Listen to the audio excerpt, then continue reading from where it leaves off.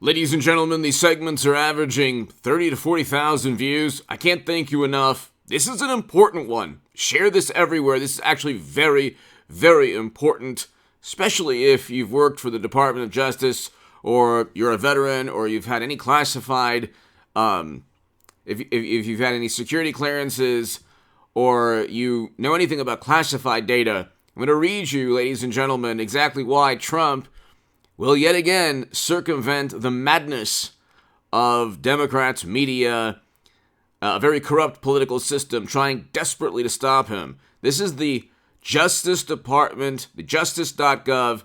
The Department of Justice website is restricted data, formerly restricted data subject to automatic declassification. No, restricted data is classified under the Atomic Act of 1954. And it goes on to say that it has to be declassified by the Secretary of Energy. Okay?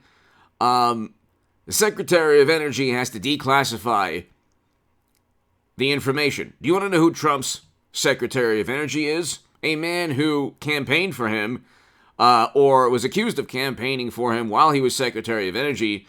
A very, I would say, staunch or intelligent, passionate, I'm not exactly sure if those words fit, but a supporter of President Trump and somebody who is not a Mitt Romney Republican.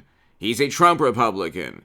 And here you have, and you know this when Trump's energy secretary questions mainstream science on human impacts of climate change. This publication, by the way, isn't going after mashed potato brains, our current President Biden, for flooding the country full of strategic petroleum reserves. Gee, wonder how that is impacting climate change. But anyway, I mean, Biden's getting sued by environmental groups. But anyway, so you have Trump's former energy chief to push gas exports for Sempra, okay, based out of Houston. So he is, in the oil and gas industry, a Trump Republican, and he would be integral. They would need this man to prove that Donald Trump took classified data from pertaining to nuclear missiles or armament or the topic of nuclear weaponry. They would need the Secretary of Energy to say, oh, yeah, that wasn't classified. They're not going to get that. So there are probably numerous other issues as well with what they're trying to accuse Trump of. But here, it says, right, only designated officials within the Department of Energy may classify, and you would need, it says, until a Secretary of Energy. So any record determined to contain restricted data may not be reviewed for declassification of national security information until the Secretary of Energy or others within the energy has determined that the restricted data markings may be removed.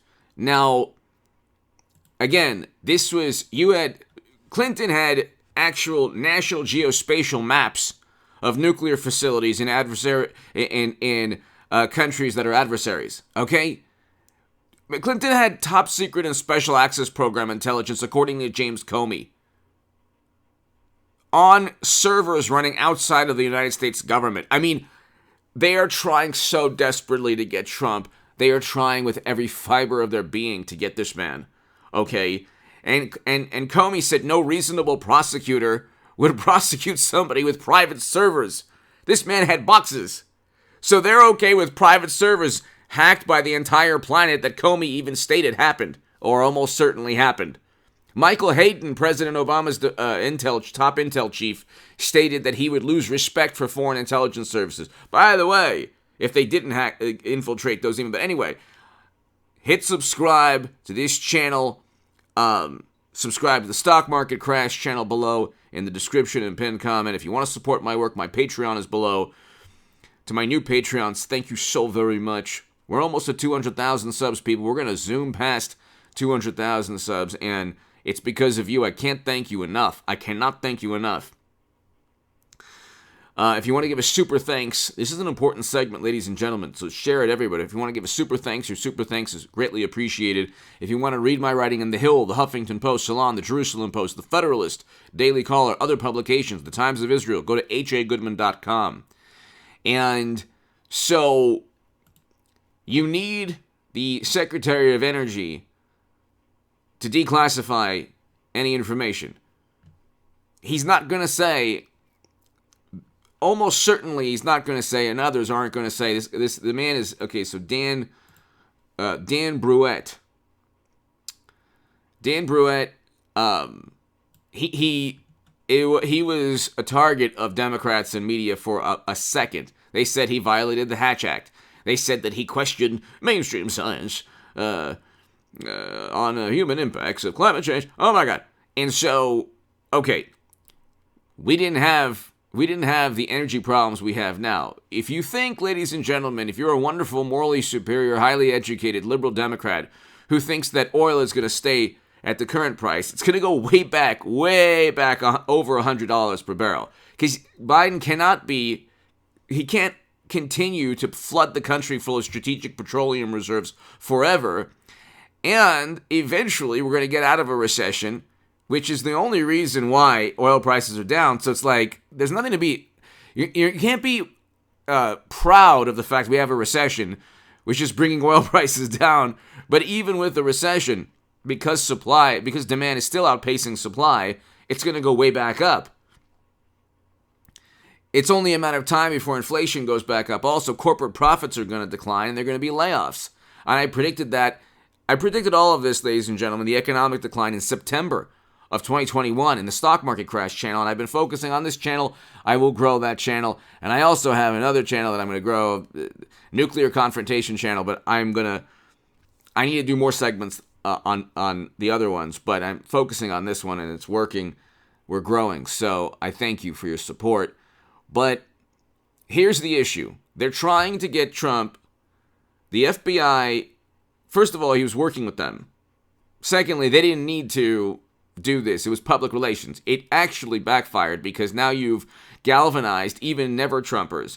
You've galvanized people who were on the fence. Not many of them left, but there were a number of people on the fence within Congress or the Republican Party. Gee, you know what? Trump, what should we do? Should we support him? He's taking over the party. Oh, they're utilizing government agencies again.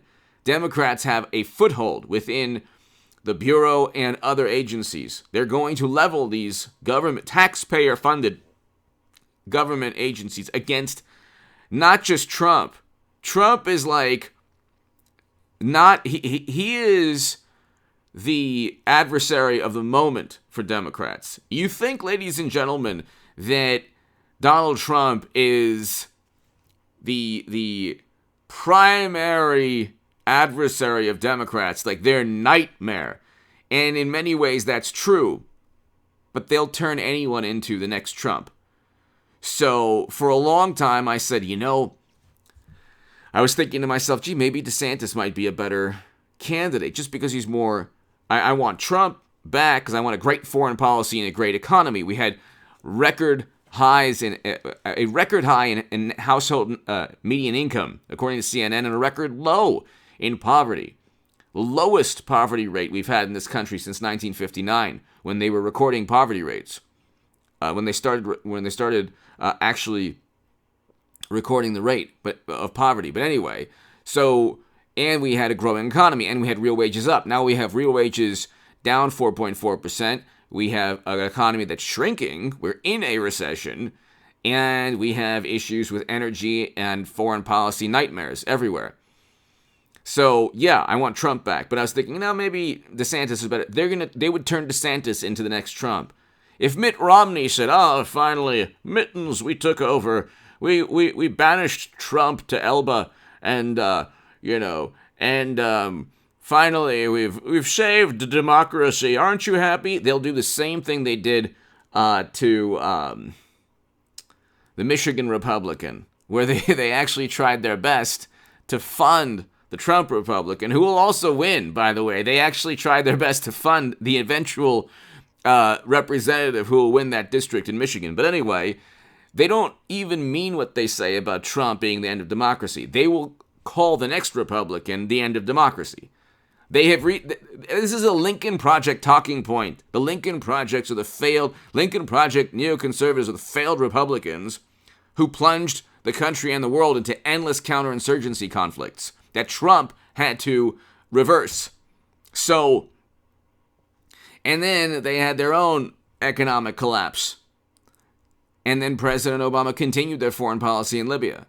And so you vote Trump because you want a completely different foreign policy. You are anti-war. The militant political party is actually the left, the Democratic Party. Everybody knows this. But anyway, and if you don't know this, you don't know much about politics. So the Democratic Party is the political party that is more willing to engage in regime changes, interventions, military conflict. That's why they have the Lincoln Project. And they're the biggest hypocrites on the planet because Bernie Sanders is actually a part of the same political side as the former Bush, Cheney, and Rumsfeld people, who, by the way, were against marriage equality. So these people, should have been canceled a long time ago, but it's a marriage of convenience. This is the most hilarious thing is when people say, oh, the good Republicans don't like Trump. It's like, well, the good Republicans, in 20 years ago, the epicenter of corruption was the Republican Party. Now it's the Democratic Party. See, I haven't given my life. I will never give my life to a political party. Okay, like most wonderful, morally superior liberal Democrats. Okay, their life is vote blue no matter who. I call it the way I see it.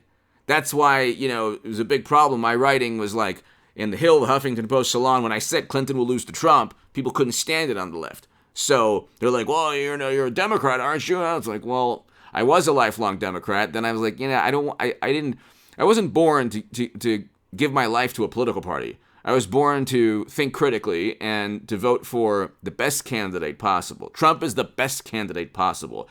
The media hysteria and the false accusations towards him and all the lies and deceit leveled against him, the Steele dossier, the absurd hoax and myth that he was installed by the Kremlin. There was not a shred of evidence there. And all the quote-unquote evidence was purchased by his direct political rivals.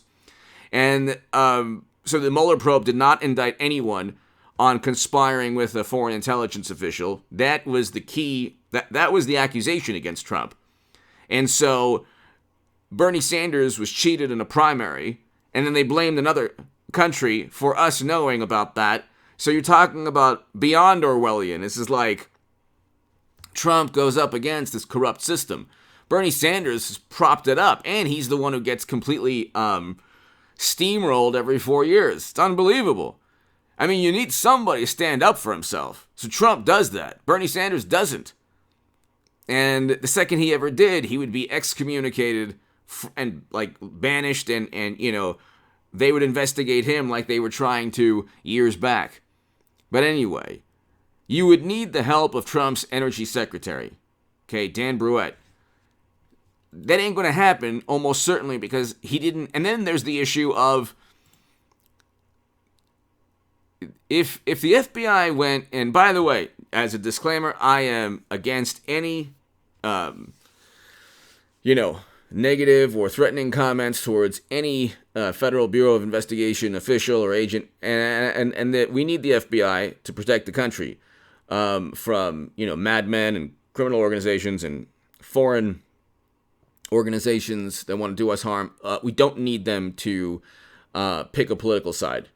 If you're going to go after Trump's home, where are the raids with Democrats who are actually on video and pictured committing crimes right then and there?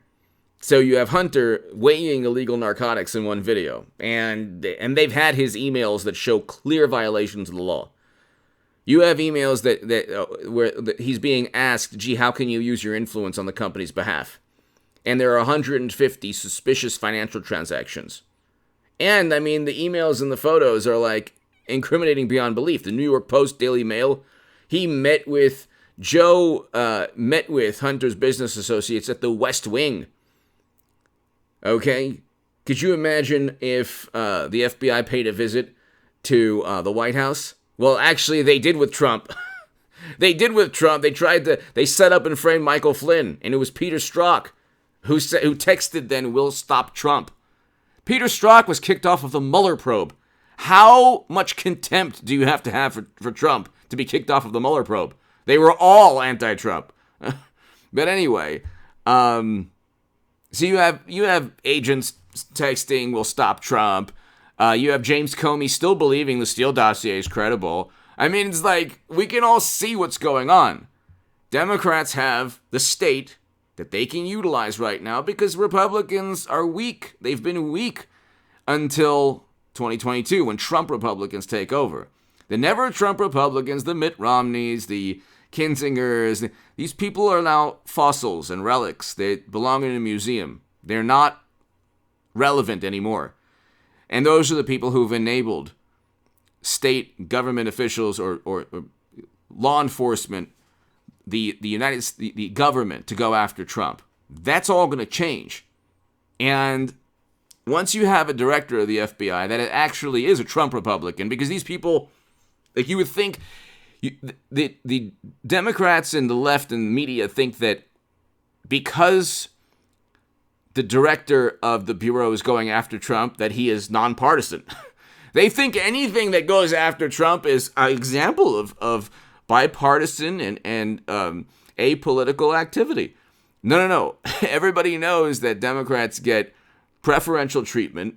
Comey said that no reasonable prosecutor, there's never been a moment in the history of that agency where they said, no reasonable prosecutor will indict. They're always trying to indict people.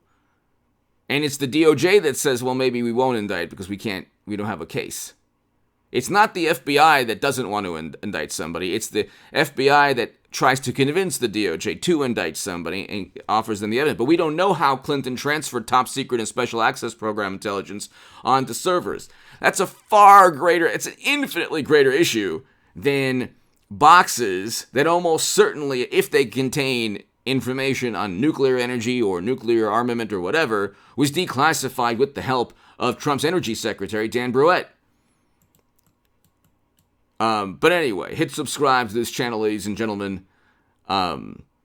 This is like an important issue where they think they got Trump, and in the best case scenario for Democrats and the DOJ, you still would have to prove that Trump's energy secretary and Department of Energy didn't declassify that information.